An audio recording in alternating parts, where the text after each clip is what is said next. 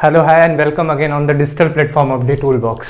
सो हम लोगों ने ख़त्म कर लिया था पहले ही प्रैक्टिकल ट्रांसफार्मर और आइडियल ट्रांसफार्मर के बारे में। आज हम लोग कुछ क्वेश्चंस देखेंगे, question based on practical transformer and ideal transformer.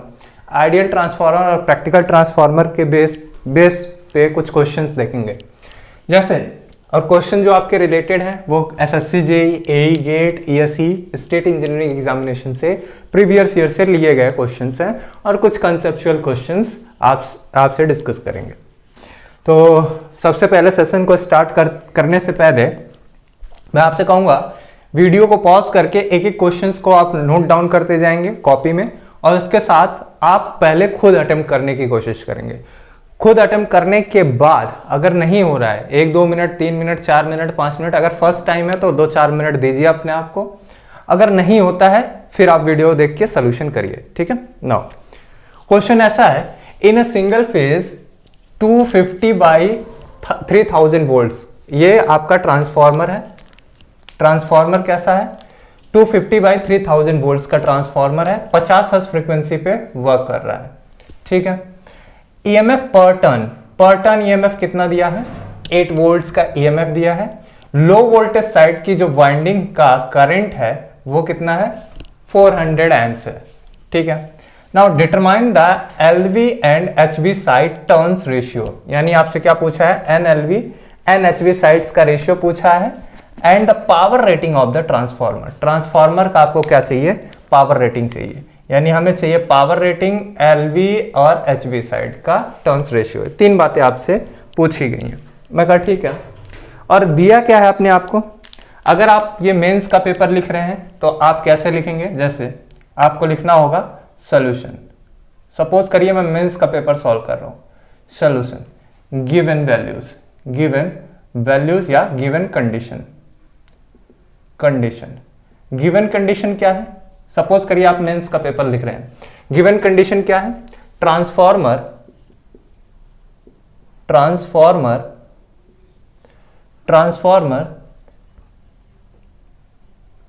Single phase transformer 250 volts at 50 hertz पे चल रहा है, वर्क कर रहा है, ठीक है।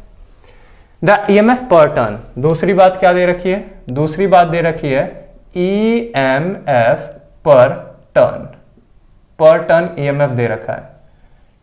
पर टर्न ईएमएफ कितना दे रखा है? 8 वोल्ट्स, ठीक है। 2 कंडीशन लिख दिया मेरे से। और क्या दे रखा है? तीसरी बात दे रखी है हमें क्या? एलवी साइड, वो कितना दे रखा अपने को? 400 एम्प्स दे रखा है, ऐसे लिख दिया। नाउ क्या पूछ रहे हैं? वी हैव टू फाइंड, हमें पता क्या करना है? हमें पता करना है एनएलवी, ऐसे लिख दीजिए, number of turns LV and NHV, turn ratio, turns in LV and HV side. NV और HV साइड का टर्न्स पूछ रहे हैं आपसे, ठीक है। And the power rating of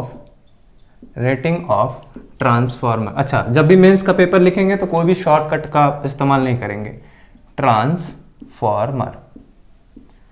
और एक चीज और, जब आपसे मेंस लिखवाया जाएगा तो उसमें आपसे पूछा जाएगा कि आप इंग्लिश माध्यम, ऐसे ऑप्शन आता है, इंग्लिश आगे बॉक्स बना होता है, हिंदी आगे बना होता है बॉक्स। अगर आपने हिंदी में किया है तो एक भी वर्ड उसमें इंग्लिश नहीं होना चाहिए। अगर आपने इंग्लिश में किया है तो एक भी वर्ड उसमें हिंदी नहीं होना चाहिए। सो कोशिश ये करिए कि अगर जो भी आप पेपर लिख रहे हो उसको एक लैंग्वेज चूज करके उसी पे प्रैक्टिस करना अभी से स्टार्ट कर दीजिए। सो मेंस का पेपर लिखने से पहले ये सारे डेटास को लिखना होता है, उसके बाद हम क्या लिखेंगे? ये चीजें आपने लिख ली, ये चीजें तुरंत लिख देनी चाहिए। मेंस इसमें ज्यादा टाइम वेस्ट नहीं करना चाहिए, ये चीजें हमें पता है। नाउ गिवन ये सारी चीजें हैं तो यहां पे लिख दीजिए हमें वी हैव टू फाइंड, और यहाँ पे हमने स्टार बना दिया या कुछ भी जो भी हो, आपने क्या कर दिया ऐसे, we have to find, comma लगा दिया और ये चीजें लिख दी। नाउ अब क्या पता करना है, गिवन कंडीशन तो ये है, तो हम लिखेंगे वी नो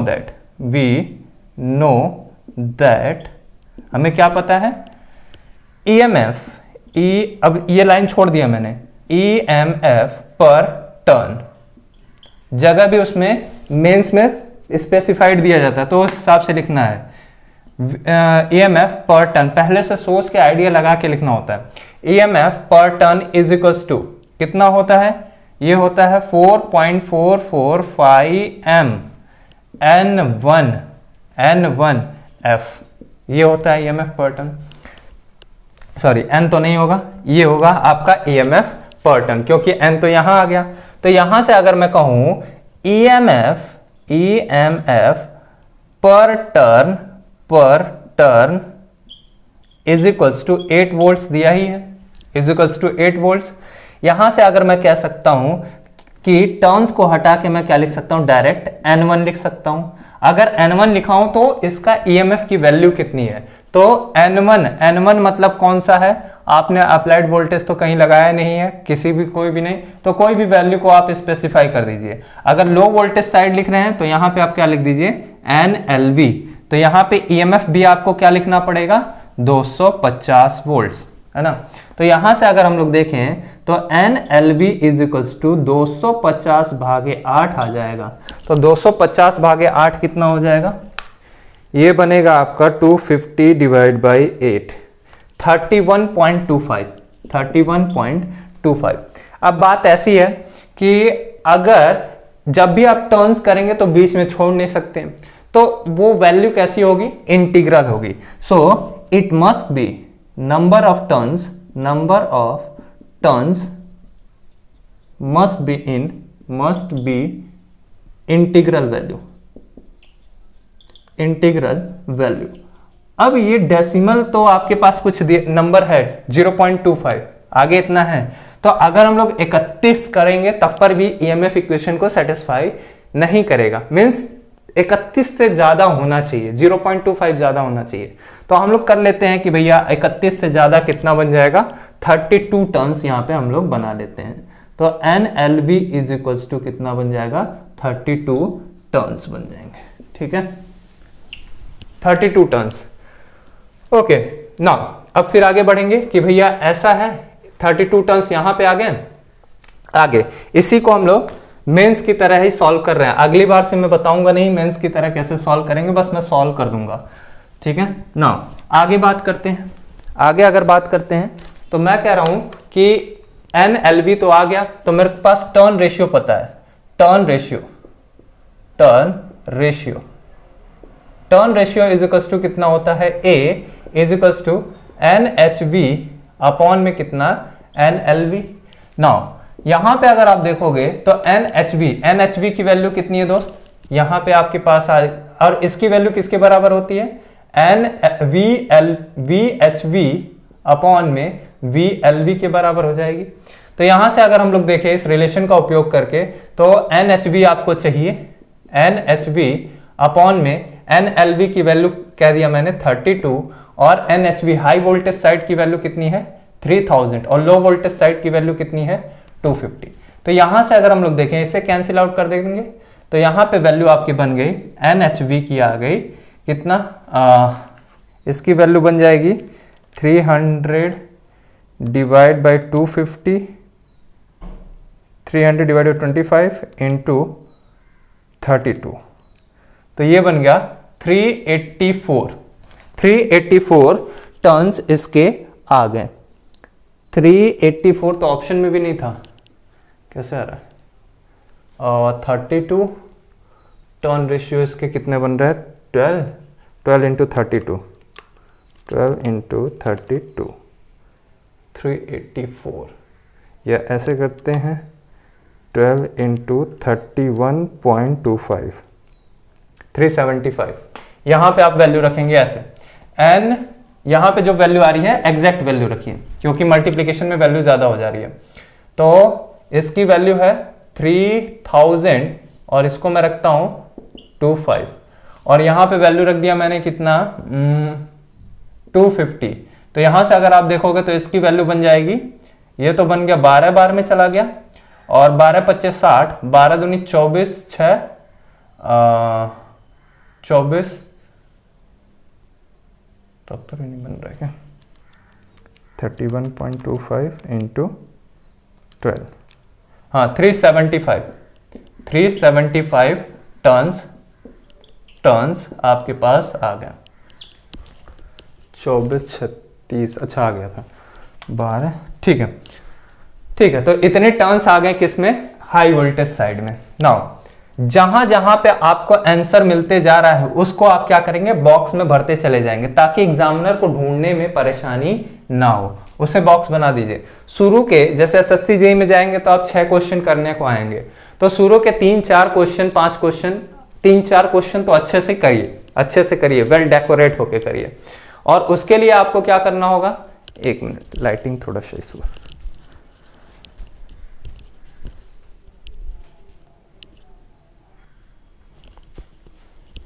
ओके तो उसके लिए आपको क्या करना होगा, सब्जेक्ट में अच्छी पकड़, क्वेश्चन का एनालिसिस, और आपको ये आइडिया होना चाहिए कि कहां से मैं जाऊंगा, और उसका पहले क्वेश्चन को देखने के साथ साथ आपके दिमाग में एक पूरा ग्राफ आ जाना चाहिए कि कैसे कैसे मेरे को सॉल्व करना है, ठीक है। तो प्रॉपर कट करने का कोई आपको जगह नहीं मिलेगा, तो प्रॉपर आप एनालिसिस के साथ जाएंगे, ठीक है। नाउ आते हैं हम लोग, क्या पूछा था, पावर पूछा था। Now for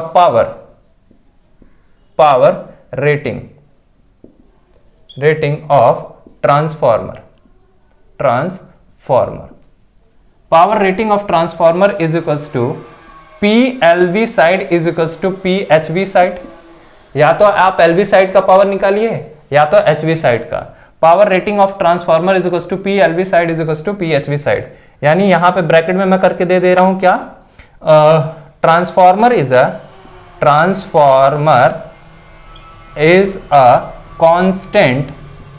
constant power device. ये डिवाइस कैसा है, कांस्टेंट पावर डिवाइस है, ठीक है, ये पावर डिवाइस है। तो इसका मतलब है आप पावर LV साइड का निकाल लीजिए या पावर क्या निकाल लीजिए, HV साइड का निकाल लीजिए, एक ही बात है। तो अगर मैं LV साइड का पावर निकालता हूं, LV साइड का पावर कितना हो जाएगा, 250 इंटू कितना 400, तो ये बनता हुआ नजर आया। तो PLV is equals to ILV into कितना लिख दिया जाए, VLV। तो ILV कितना है, 400 एम्प्स है, 400 एम्प्स है, और वोल्टेज कितना है दोस्त, 250, 25 चौका 100 इंटू 10 की पावर 3, तो ये क्या बन गया, 10 kVA का ये बन गया आपके पास ट्रांसफॉर्मर।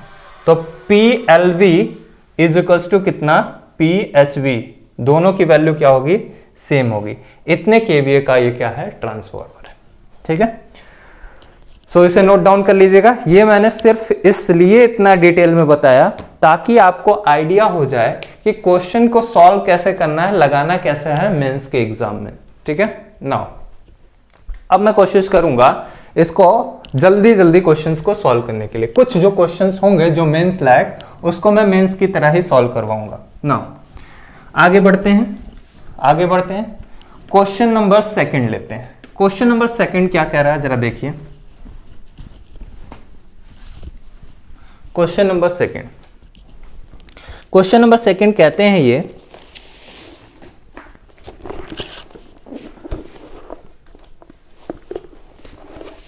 क्वेश्चन नंबर 2 कहते हैं कि अ single phase, question number 2, a single phase 50 hertz core type transformer core loss has core of section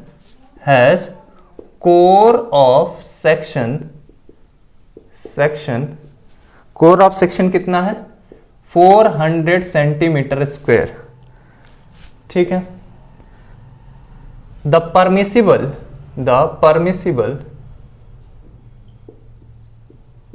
permissible flux density B is equals to ने दे रखा है 1, find the number of turns, find the number of turns on HV and LV side for 3000-20 volts ratio. Option कुछ है, option क्या ही लिखें, option चलिए लिख ही देते हैं, चलिए सॉल्व करते हैं। ऑप्शन क्या ही लिखें, जो आएगा इसी में पता चल जाएगा, ठीक है। चलिए ऑप्शन लिखने में बहुत टाइम जाएगा। नाउ कह रहा है एक single phase 50 hertz core type transformer. मान लीजिए मैं मेंस का पेपर सॉल्व कर रहा हूं, ऑप्शनल भी बता दूंगा, ऑप्शनल कैसे करना है, ऑप्शनल को पहले एक बार और सॉल्व कर लेते हैं। मैं कहा एक single phase 50 hertz core transformer has core section इतना, क्रॉस सेक्शन एरिया, तो मैं कह सकता हूं, इसका मैं सोल्यूशन लिखा, सोल्यूशन कौन सा ट्रांसफार्मर है, single phase transformer has single phase transformer has work on, ऐसे लिख दीजिए, वर्किंग एट 50 हर्ट्ज पे वर्क कर रहा है, ठीक है। गिवन दैट क्या दिया है, cross sectional area AC is equals to 400 centimetre square. यहां पे लिख देना हो तो लिख दीजिए क्रॉस सेक्शनल एरिया, ठीक है, of core, area of core लिख दीजिए, कोर ऑफ सेक्शन लिख दीजिए, यहां पे लिख दीजिए कोर ऑफ, जैसे दिया है कोर ऑफ सेक्शन, उसे मैंने क्या मान लिया, AC मान लिया। नाउ फिर क्या दिया है, फ्लक्स डेंसिटी, B की वैल्यू दे रखा 1, तो ये मैंने लिख दिया flux density. Now find the number of turns on HV side and LV side for ratio. पहली चीज ये दे रखी है, दूसरी चीज ये दे रखी है, तीसरी बात मुझे दे रखी है क्या, find the number of turns ratio, तो LV साइड वोल्टेज रेशियो दे रखा है, तो मैं कहा 3000 by 220 volts ratio of transformer. Okay, now क्या पूछा है, find the number of turns on HV side and LV side पूछा है, नंबर ऑफ टर्न्स पूछा है, यानी we have to find the value of, we have to find NHV and NLV, यानी turns in HV and LV side, इसका आपको पता करना है टर्न्स, ठीक है दोस्त, ठीक है, कोई इशू नहीं है, हमें टर्न्स निकालना,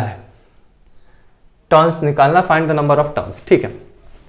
तो एक बात बताओ, अगर मेरे को टर्न्स चाहिए, यहां पे अगर मुझे टर्न्स चाहिए, तो इसका मतलब है अपने को पता होना चाहिए कि किधर का निकालना है। चलिए कोई इशू नहीं, एक काम करते हैं कि हमें एक बात तो पता है, E1 इज इक्वल्स टू कितना है, EHV लिख देते हैं, EHV is equals to 3000 volts, ELV is equals to दोस्त कितना है, 220 वोल्ट्स, कोई इशू नहीं है। और हमें एक बात और पता है, क्या पता है, हमें पता है कि फाई बराबर phi of T is equals to कितना होता है, क्लोज इंटीग्रल B डॉट कितना DS, यानी इसको अगर हम लोग हटा दें तो कह सकते हैं B इंटू कितना एरिया, तो ये B की वैल्यू कितनी है 1, और एरिया कितना है दोस्त, यहां देख लो 400, और 400 सेंटीमीटर स्क्वायर है, तो इसे मीटर में करना है, तो क्या करना पड़ेगा दोस्त, इसका पावर कितना करना पड़ेगा, इसका पावर 4 करना पड़ेगा, यानी 10 टू द पावर 4 कर दिया मैंने, ठीक है। नाउ ये तो हो गया आपके पास फाई आ गया, चलिए ये रिलेशन को मैंने लिख लिया। अब एक काम करता हूं, अपने को पता है क्या, ई एच वी या एच वी लगाना है एच वी लगा दीजिए, एल वी लगाना है एल वी लगा दीजिए, जो भी निकालना है। E L V is equal to कितना होता है 4.44 फाइव एम एफ N1, यही होता है, यही होता है ईएमएफ की वैल्यू। तो यहां से अगर हम लोग पर टर्न देखें ई एल वी अपॉन में कितना आ गया दोस्त 4.44 और 5m और यहां पे फ्रीक्वेंसी और रख देते हैं तो ये क्या निकल के आ जाएगा LV आ जाएगा। तो मैं कह सकता हूं यहां से NLV या NLV is equal to L voltage side की वैल्यू कितनी है 220, 4.44 इंटू 5m की वैल्यू दोस्त कितना है यहां पे आ गई 400 इंटू 10 की पावर कितना 4, अच्छा 10 की पावर 4। और दोस्त क्या निकालना था, फ्रीक्वेंसी दे रखी है कितना 50 हर्ट्ज की। तो यहां पे बन गया, इसको कैंसिल आउट करिए और मेरे को लगता है कि इसको 00 यहां रखा देते हैं, ये खत्म हो जाएगा। तो 22 सॉरी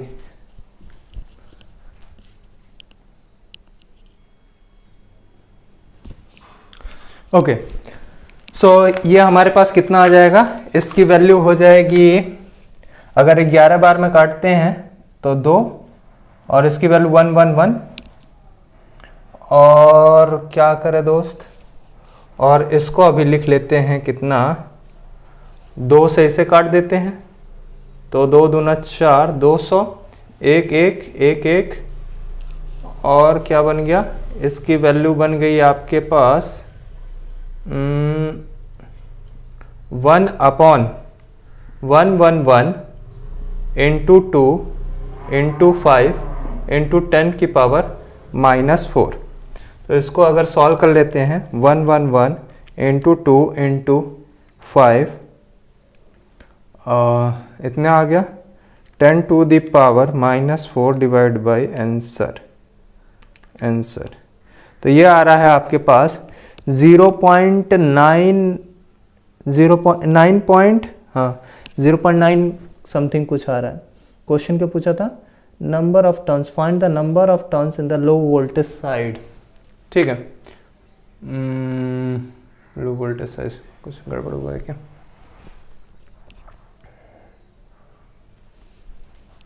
$400 10 टू द पावर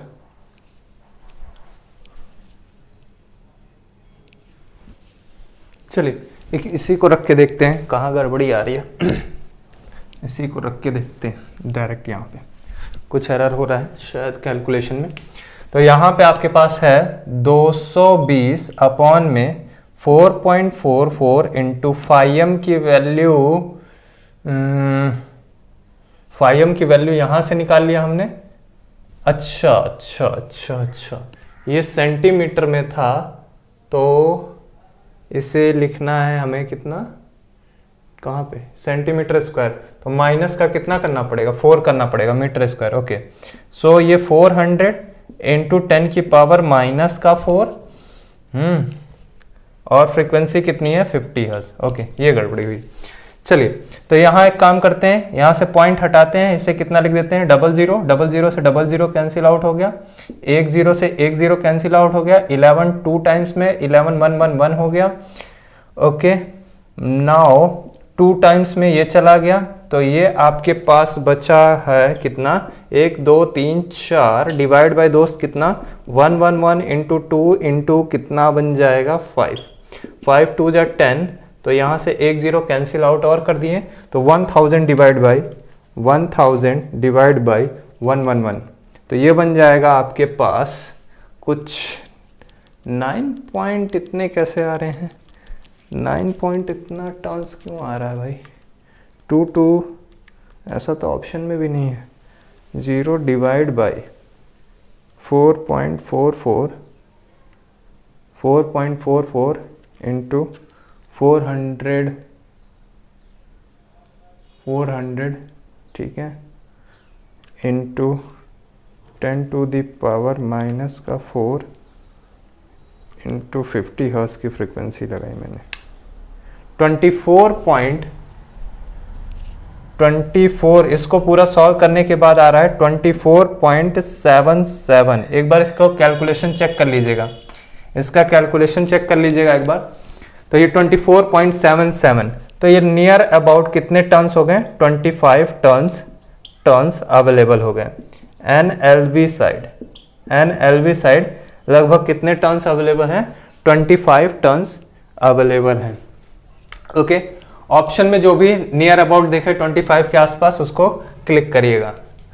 चलिए, फिर कह रहा है कि NHV साइड बता दीजिए। तो NHV साइड में अब रही क्या गया?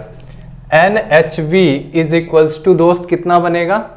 We have to find the value NHV upon में कितना? NLV इज इक्वल्स टू होता कितना है?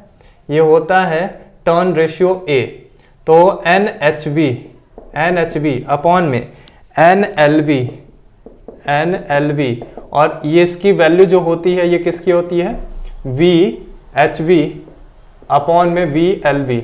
इसी को हम लोग क्या कहते हैं? A कहते हैं। तो HV साइड की वैल्यू कितनी है? 3000 और LV साइड की वैल्यू कितनी है? 220। ये कैंसिल, तो ये कह सकता हूं 300 डिवाइड बाई 22, तो ये बनेगा 13.6। तो हमें निकालना है NHV इंटू NLV की वैल्यू कितनी आ गई है? 24.77। तो इसे हम कह सकते हैं 24.8 ले लेते हैं राउंड ऑफ करके। तो 13.6 इंटू 24.8 ये बन जाएगा 338.18 या 339 टर्न्स बना लेंगे। ये हो जाएगा NHV साइड का। जो आंसर मिलेगा उसमें आपको यूनिट भी लिखना है, वरना यूनिट के एक नंबर काट लेते हैं वो, और उनका मन करेगा, प्रोफेसर होते हैं तो उनका मन करेगा वो पूरा ही काट लेंगे। तो आप उसमें बाध्य नहीं है, आपको सिर्फ यूपर का नंबर मिल जाएगा कि अगर कभी आप चेक करना चाहते हैं कॉपी तो ऊपर का नंबर आपको आ जाएगा किस नंबर में आपने कितना लिया है। तो यूनिट के साथ मेंशन करिए, क्या क्या चीजों का ध्यान रखना है मेंस की कॉपी लिखते वक्त। मेंस की कॉपी जब भी आप लिखेंगे तो एक चीज का ध्यान रखेंगे कि भैया सबसे पहली चीज ऐसा हो कि गिवन कंडीशन क्या पूछ रहा है, एग्जामिनर ये समझ जाए कि पूछ क्या रहा है, आप बताना क्या चाहते हो और कैसे कैसे करना चाहते हो। ठीक है, सबसे पहले आप गिवन कंडीशन को लिख दीजिए और क्या आपको बताना है वो लिख दीजिए। आपको क्या आपने यूज किया है तो आपने बता दिया पहले ही प्री डिफाइन करके, ये LHB है, LV है और ये HB है। फ्लक्स आपने निकाल लिया, यहाँ पे आपको इसने बक्से में लगा दिया, मतलब ये पता चल जाना चाहिए इतना फ्लक्स, इतना वेबर की फ्लक्स आपने डेवलप कर ली। अब यहाँ से आपने फॉर्मूले का उपयोग किया, अब इस फॉर्मूले से जो NLV आ गया इसको लिख दिया और इसको लिख दिया। इन तीन बातों को मैंने ब्रैकेट में रख दिया ताकि उसे जरा सा भी कंफ्यूजन ना हो, क्या निकालना है, क्या पूछा गया है, ये सारी चीजें उसे तुरंत के तुरंत ही अवेलेबल हो जाए, उसे तुरंत के तुरंत ही मिल जाए। ठीक है, ठीक है। नाउ बढ़ते हैं नेक्स्ट क्वेश्चन की तरफ। अगला क्वेश्चन क्या कहता है? अगला क्वेश्चन जरा देखिए। नेक्स्ट क्वेश्चन कह रहा है, नेक्स्ट क्वेश्चन देखिएगा कि अगर हमारे पास एक वाइंडिंग है, वाइंडिंग ट्रांसफार्मर का कोर है, उस कोर के अंदर क्वेश्चन नंबर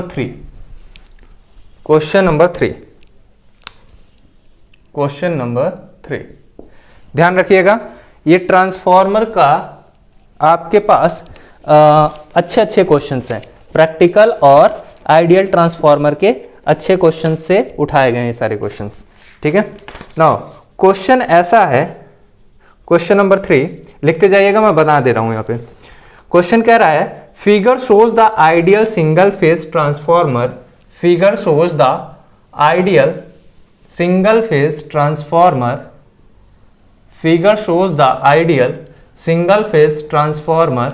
एक फिगर है जो आइडियल सिंगल फेज ट्रांसफार्मर को बना रहा है, आइडियल है, कंडीशन कैसा है? आइडियल है। Primary and the secondary coils are wound, primary और सेकेंडरी कॉइल्स इसके ऊपर क्या है? बांधी गए। प्राइमरी क्यों? प्राइमरी इस वजह से कि यहां पे हमने क्या लगा रखा है? सोर्स लगा रखा है। Primary and the secondary coils are wound, यहां पे E1 है, ये I1 है। अच्छा, एरो हेड ऐसे लगाया गया है, एरो हेड का भी पूरा रोल होता है। ठीक है, wound. Okay, primary and the secondary coils are bound as shown in figure.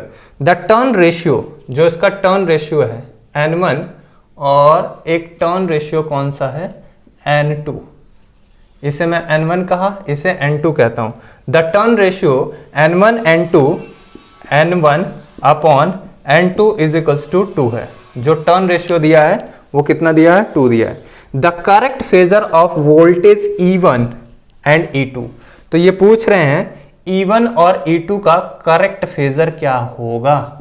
ये है आपके पास I2, ये रेसिस्टेंस, यहाँ पे वोल्टेज कितना है E2 है, E2 वोल्टेज है, E2 वोल्टेज है, ठीक है, E2 वोल्टेज है। ओके, E1 एंड E2, if I1 and I2 and core flux phi are as shown in figure, core flux phi are shown in figure, ये फ्लक्स क्या है, phi फ्लो कर रहा है इसमें, core flux phi are shown in figure, ये phi है flux, ये फ्लक्स phi है। I1 and I2 are currents, core flux phi 1 and phi 2 are shown in figure। Option number A, I1 and I2 are in phase, E1 and E2 are in phase but phi lags, phi क्या करेगा, lag करेगा। Option number B क्या कह रहा है कि I1 I2 तो phase में है, I1 I2 तो फेज में है और E1 E2 भी फेज में है।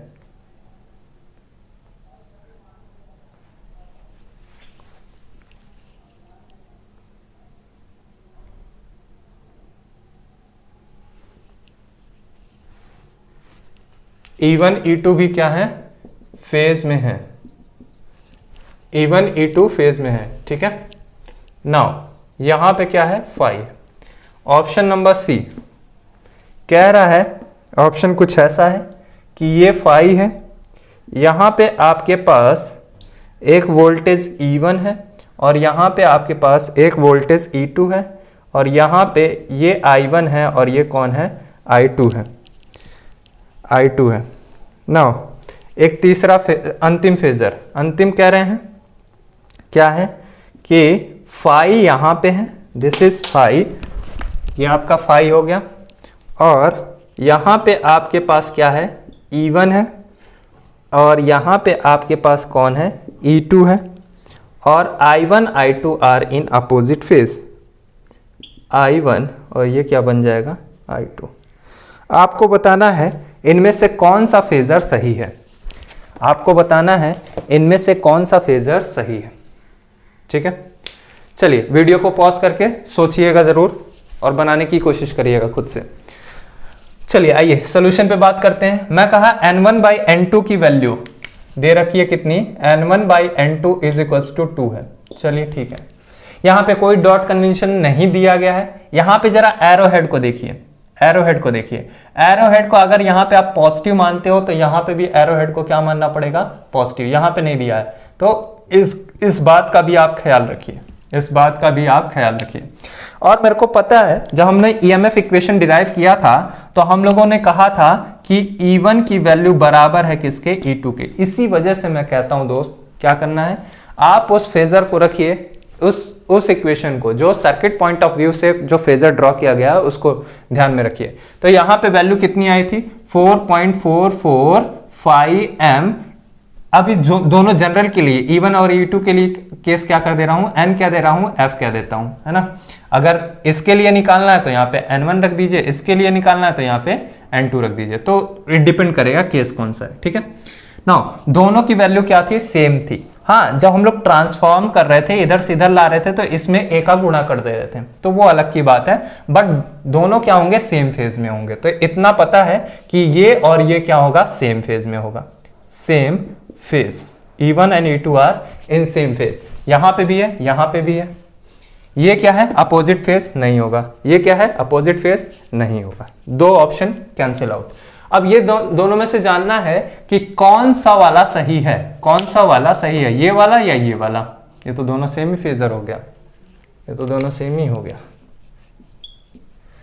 कौन सा वाला सही है, ऑप्शन ए या ऑप्शन बी? ठीक है, तो अगर ऑप्शन ए और ऑप्शन बी की बात करूं तो मैं कह सकता हूं n1 की वैल्यू जो है वो ग्रेटर है किससे, n1 इज ग्रेटर देन कितना, n2। n1 की वैल्यू n2 से बड़ी है। अगर n1 की वैल्यू n2 से बड़ी है, यहां से मैं देख सकता हूं अगर n1 की वैल्यू ग्रेटर है n2 से, तो इसका मतलब दोस्त e1 की वैल्यू भी क्या होगी, बड़ी होगी e2 से। अब यहां पे देखिए ये कह रहे हैं e2 बड़ा है किसके कंपैरिजन में, e1 के कंपैरिजन में। ये पॉसिबल नहीं है। पॉसिबल कौन सा है, ये कंडीशन।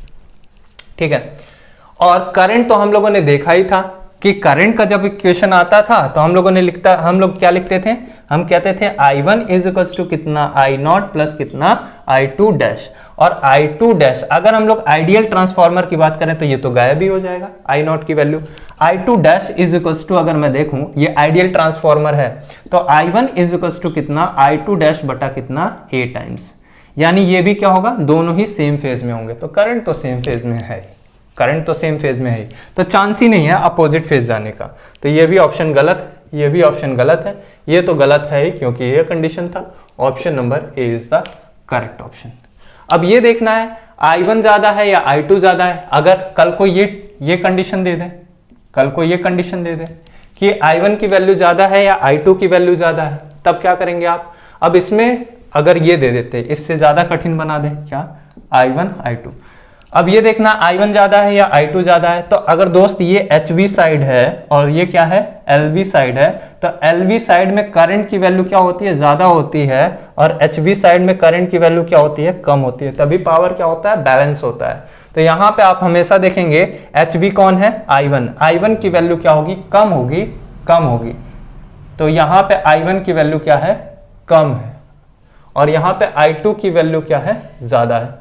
तो यहां पे I2 दोनों ही जगह ज्यादा है। अगर यहां पे इसे बना देते हैं I1 I2, तो यहां पे ये वाला ऑप्शन क्या हो जाएगा, करेक्ट हो जाएगा। ठीक है, नाउ अगले क्वेश्चन में चलते हैं। अगला क्वेश्चन क्या कह रहा है, अगला क्वेश्चन कहता है कि एक ट्रांसफॉर्मर है, उसमें कुछ वाइंडिंग कर रखी है।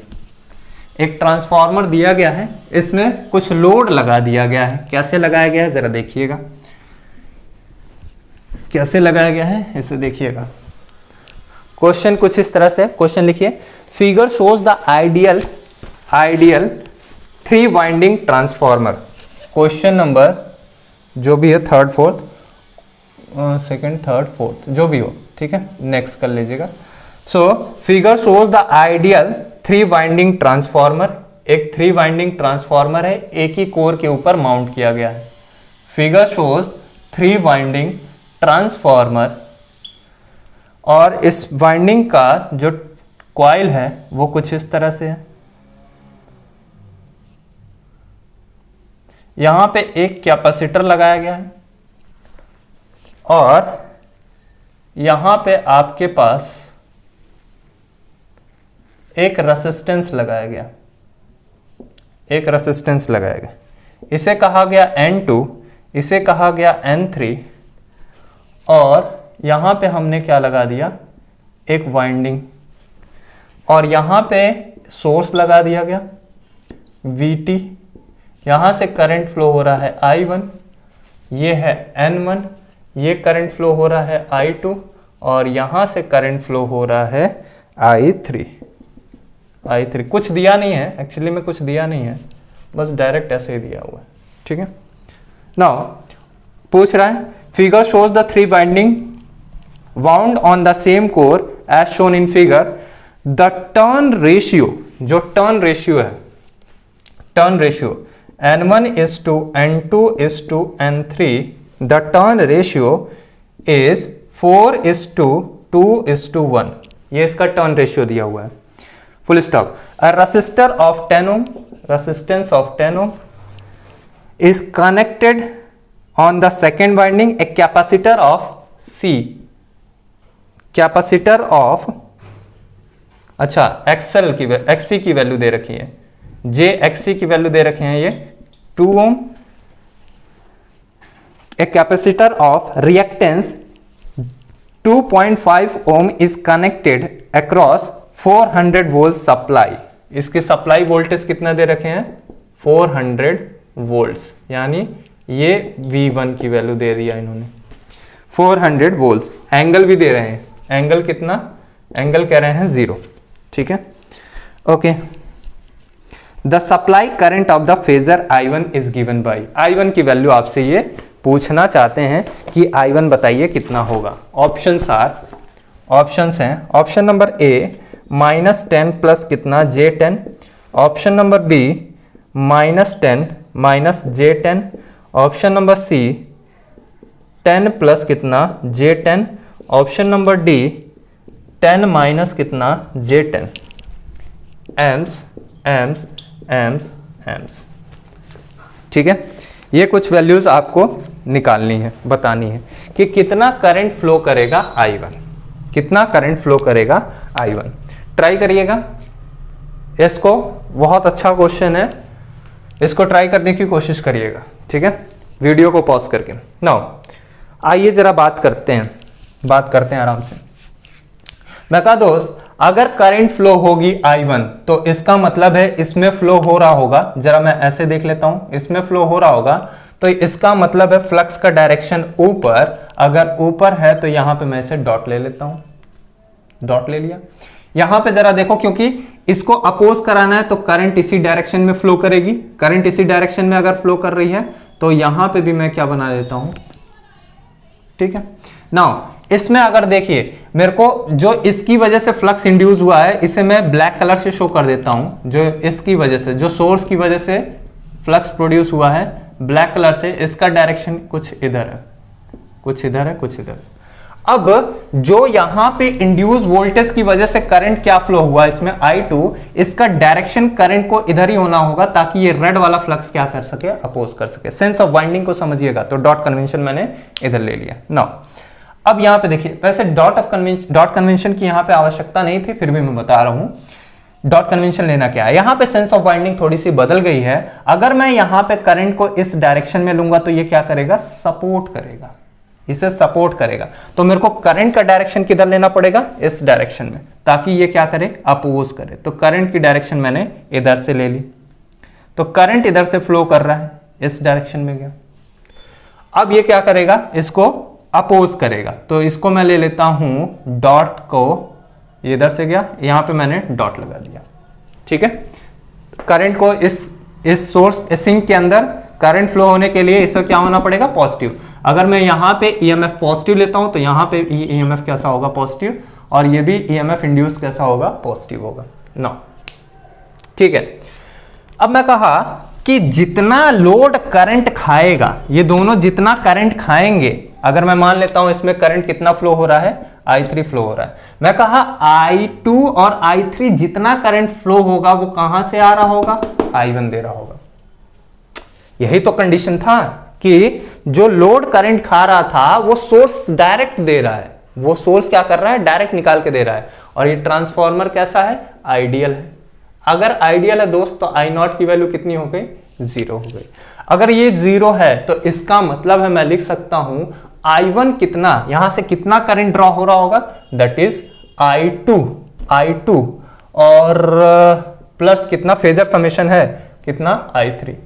ये मेरे को कैसे भी पता चल जाए, ये मेरे को कैसे भी पता चल जाए तो मैं कह सकता हूं। अभी जो मैं सिखा रहा हूं ये आपको, ये ऑप्शनल बेस्ड क्वेश्चन, मतलब ऑप्शंस में कैसे इसको सॉल्व करें, ठीक है। अब मैंने आपको बता दिया है कि कैसे कैसे इसको, अगर इन केस ऑफ सब्जेक्टिव होता तो कैसे डील करते। मैं कहा कि ये बात हो गई, अगर आइडियल है तो ऐसा कंडीशन हो गया। अब जरा मेरे को सबसे पहला कंडीशन है कि दोस्त चाहिए क्या, I2 चाहिए होगा, I2 चाहिए होगा, I3 चाहिए होगा। I2 I3 निकालने के लिए आपके पास V1 दिया हुआ है और इनके बीच का टर्न रेशियो दिया हुआ है। तो अगर मैं कहूं, मेरे को एक रिलेशन पता है, N1 by N2 is equals to V1 by कितना, V2 is equals to E1 by कितना, E2 इज इक्वल्स टू कितना, A। इस रिलेशन से मैं जाता हूं तो मैं कह सकता हूं, from this relation we can say that V1 by V2 is equals to 400 angle 0 upon में ये वाला वोल्टेज, यहां पे जो वोल्टेज है और यहां पे जो वोल्टेज, क्योंकि वाइंडिंग का कोई रेजिस्टेंस इंपीडेंस है ही नहीं तो V1 E1 सेम बात है। तो यहां पे हम लोग कह सकते हैं यहाँ पे अपने पास हो जाएगा कितना 400 और दोस्त कितना है V2 अपने को चाहिए, एंगल कुछ थीटा मान लेते हैं, थीटा 2 या फिर कोई भी एंगल मान लेते हैं, चलिए V2 एंगल थीटा। और यहाँ पे अपने पास कितना है N1/N2 का ratio, N1/N2 is equal to कितना 4/2 इज इक्वल टू कितना बन गया 2 बन गया। तो यहाँ से दोस्त देखें तो ये आ गया 200 एंगल कितना 0 is equal to V2, 200 angle 0 is equal to V2, ये तो आ गया V2। यानी यहाँ पे जो वोल्टेज ऑब्टेन हुआ, यहाँ पे जो वोल्टेज ऑब्टेन हुआ, तो ये वोल्टेज ऑब्टेन हो जाएगा E2 is equal to 200 angle 0। तो करंट कितना जाएगा मेरे दोस्त, तो करंट जाना होगा जो, यानी I2 जो जाना होगा V2 एंगल 0 डिवाइड बाई कितना R, तो ये कितना है 200 एंगल 0 डिवाइड बाई R की value 10 is equal to 20 ampere, यानी सेम फेज में है, सेम फेज में है। ये एंगल इसका भी कितना होता है 0, तो एंगल कितना 0, तो वोल्टेज और करंट क्या है दोस्त सेम फेज में है। तो इसका मतलब है दोस्त ये कितना बन जाएगा 20 एंगल 0 एम्प्स की करंट फ्लो हो रही है।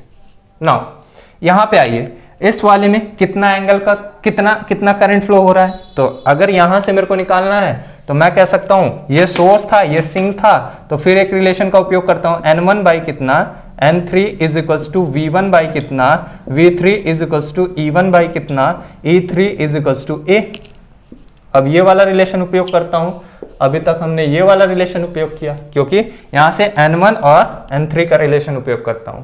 तो मैं कहूंगा कि दोस्त ये देखो कितना है 4:1 का है, 4 अपॉन में 1 इज इक्वल्स टू, दोस्त ये कितना था 400 एंगल कितना 0 अपॉन में V3 की वैल्यू दोस्त कितना है, कहाँ यही तो निकालना था अपने को, V3 एंगल थीटा 3 लिख दिया, थीटा 3 लिख दिया।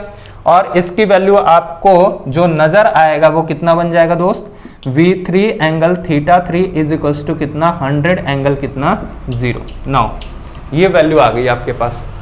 अब क्या करना है, यहां तो वोल्टेज आ गया, यहां तो वोल्टेज आ गया, करंट निकालिए। करंट अगर मैं निकालूंगा तो I3 एंगल क्या φ3 लिख देता हूं, I3 angle φ3 is equals to V3 angle theta 3 divide by कितना JXC,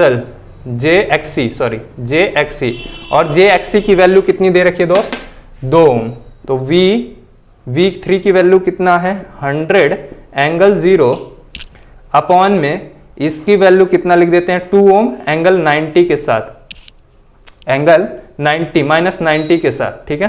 तो यहां पे बन जाएगा कितना 2 5 10 50 एंगल कितना 90। करंट लीड कर गया, और करना भी चाहिए था, करंट को लीड करना भी चाहिए था क्योंकि कैपेसिटिव लोड है, प्योर कैपेसिटिव लोड है, तो इसे लीड करना भी चाहिए था, ठीक है। इतना वोल्टेज की वैल्यू आ गई, 2 हो गया, 5 हो गया, 3 4 हो गया, 4 1 जा 400 वोल्ट्स एंगल इतना 100, ठीक है। नाउ अगर मेरे को इसकी वैल्यू चाहिए होगा, I1 की वैल्यू चाहिए होगा, तो एक्चुअल में इस वाली वाइंडिंग से इसको यहां पे ट्रांसफर, ये सेकेंडरी होगा क्योंकि लोड लगा हुआ है, इसको प्राइमरी में जब ले जाएंगे तो A', और इसको भी जब ले जाएंगे तो भी कितना हो जाएगा A', क्योंकि ऑप्शन मैच नहीं कर रहा है, इसका मतलब वो क्या किया है इसमें से उसमें कन्वर्ट किया गया है, ठीक है। तो A' करना पड़ेगा। तो दोस्त ऐसा है कि ये HV साइड है और ये साइड कौन सा है LV साइड 1, माने एक वाइंडिंग देखिए 2 रेशियो से कम है और दूसरी वाइंडिंग क्या है 4 रेशियो से कम है, तो LV1 और ये कितना है LV2। तो एक काम करते हैं दोस्त कि इस वाले करंट को, कौन से वाले को, इस वाले करंट को जरा प्राइमरी में ले जाने की कोशिश करते हैं। तो प्राइमरी में ले जाने का मतलब क्या होता है, प्राइमरी में ले जाने का मतलब होता है A टाइम्स रिड्यूस कर दीजिए। तो इसका N1/N2 का A टाइम अगर मैं रिड्यूस करता हूं तो I2 dash is equals to I2 बटा कितना करना पड़ेगा A करना पड़ेगा, और इसकी वैल्यू कितनी है 2 है। A की वैल्यू यहां से देखिए, A की वैल्यू यहां से अगर आप देखेंगे तो इसकी वैल्यू कितनी है 2 है। तो यहां से मैं क्या कर दिया 2 से डिवाइड कर दिया। तो अगर मैं 2 से डिवाइड करता हूं 20 एंगल 0, तो ये बन जाएगा 10 एंगल कितना 0 एम्स। और I3 डैश की वैल्यू कितनी है, I3 डैश की वैल्यू अगर आप देखोगे तो वो मेरे को बनता हुआ नजर आ गया कितना 50 एंगल 0। तो यहां से जरा देखें इसका रेशियो कितना है, इसका रेशियो ये बनेगा 4 डिवाइड बाई 1, तो ये a की वैल्यू क्या बन गई 4, यानी I3 को मैं क्या कर देता हूं I3 डिवाइड बाई a कर देता हूं, इसे a1 लिख दीजिए, इसे a2 लिख दीजिए, यहाँ पे a1 हो गया और दोस्त ये क्या बन गया a2 हो गया। तो यहाँ पे I3 डैश की वैल्यू I3 की वैल्यू चाहिए मेरे को, तो I3 की वैल्यू कितनी है 50 एंगल कितना 90, अपॉन में कितना लिख दिया जाए a2 की वैल्यू 4, 4 1 जा 4, 4 1 जा 4, ये वैल्यू 4 1 जा 4, ये हो गया 4 1 जा 4 और 4 25 12.5, ऐसा ऑप्शन तो है नहीं, 12.5 का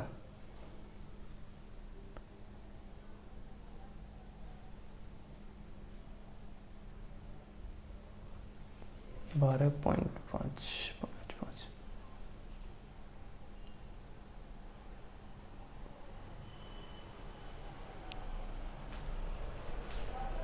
एक मिनट। ओके, सो क्वेश्चन में दिया हुआ था 2.5, थोड़ा सा इशू है क्वेश्चन में 2.5 ओम। चलिए कोई बात नहीं, 2 ओम रख लीजिए, कोई इशू नहीं है, आंसर अपना सही है। ऑप्शन नहीं मैच करेगा, 2.5 रख के देखिएगा मैच कर जाएगा। तो ये 2 हो गया, ये 50 ओम आ गया, ये 90 हो गया, 4 से डिवाइड कर दिया हमने तो 12 पॉइंट कितना आ गया 12.5, एंगल कितना हो गया 90 डिग्री, ये बन गया आपके पास। ठीक है, तो जो अपने पास आंसर आएगा इसका मतलब है आप 2.5 रख के एक और नया क्वेश्चन बना लीजिएगा, जो ऑप्शन लिखा गया है वो 2.5 के हिसाब से रखा गया है। ठीक है, चलिए अभी इसे भी सॉल्व करवा ही देते हैं, कोई टेंशन नहीं। तो इसका मतलब है जो I1 और I2 क्या है वेक्टर समेशन है, तो I2 की वैल्यू दोस्त कितना आ गया 10 एंगल कितना 0, प्लस I2 की वैल्यू कितनी आ गई 12.5 एंगल कितना 90 डिग्री। तो I1 जो है ये वेक्टर समेशन है इन दोनों का वेक्टर समेशन। तो इसका मतलब है अगर ये 10 है, अगर ये एंगल कितना है 10 है, तो इसका मतलब है 90 आप यहां पे चल दीजिए 12.5, तो इसका और इसका वेक्टर समेशन ले लेंगे तो आपको मिलता हुआ नजर आ जाएगा। कुछ नई वैल्यू जो भी ऑब्टेन करना है आप कर सकते हैं, वैल्यू जो भी होगा ऑप्शन में वो यहां से डायरेक्ट निकाल सकते हैं। मैग्नीट्यूड, अच्छा चलिए अगर मान लीजिए यही क्वेश्चन जो एक्चुअल में दिया गया है वो कितना है, यहाँ पे जे की वैल्यू बाय मिस्टेक लिख दिया मैंने 2.5 ओम लिख दिया। ठीक है, जे की वैल्यू 2.5 ओम दे रखी है। अगर 2.5 ओम है दोस्त, कितना टाइम हो गया, अगर 2.5 ओम है तो इसके लिए आपको क्या करना पड़ेगा, यहां पे रखना पड़ेगा कितना 2.5 एंगल कितना 90 डिग्री, तो यहां पे 25 चौका 100, तो मेरे को लगता है ये 40 एम्पियर बन जाएगा। और 40 आप जैसे ही यहाँ पे 4 से डिवाइड करेंगे 40 एंगल 90, तो ये कितना बनता हुआ आएगा 10 एम्स। और यहाँ पे आप देखेंगे ये रियल पार्ट है और ये पार्ट कैसा है इमेजिनरी है, तो ये बन जाएगा I1 is equals to 10 plus कितना J10, क्योंकि ये इमेजिनरी पार्ट होता है। ठीक है, चलिए मिलते हैं नेक्स्ट सेशन में और क्वेश्चंस के साथ। तब तक के लिए आप पेड़ लगाइए, पानी बचाइए और कम से कम पोल्यूशन करने की कोशिश करिए। Thank you, have a nice day.